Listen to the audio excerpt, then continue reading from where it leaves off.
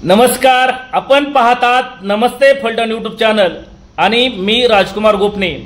सोलापूर जिल्ह्यातून एक दुर्दैवी घटना समोर येत आहे।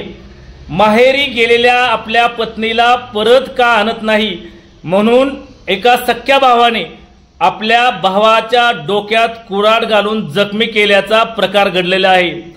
सोलापूर जिल्ह्यातील मोहोळ तालुक्यातील येवटी या गावामध्ये विठ्ठल भारत गाडे असे जखमी झालेल्या भावाचे नाव आहे।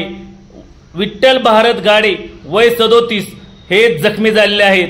यामध्ये सागर भारत गाडे यांनी पहाटेच्या सुमारास 3 मे रोजी पहाटेच्या सुमारास कुऱ्हाड घेऊन थेट आपले भाऊ विठ्ठल गाडे यांच्या डोक्यात कुऱ्हाड घातली आणि माझ्या बायकोला माहेरवरून का आणत नाही असा संतप्त प्रश्न विचारला।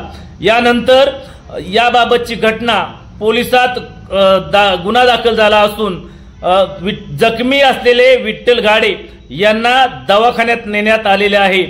कुऱ्हाडीचा हल्ला केल्यानंतर अंधाराचा फायदा घेऊन सागर गाडे हे अंधारात पसार झालेले आहेत।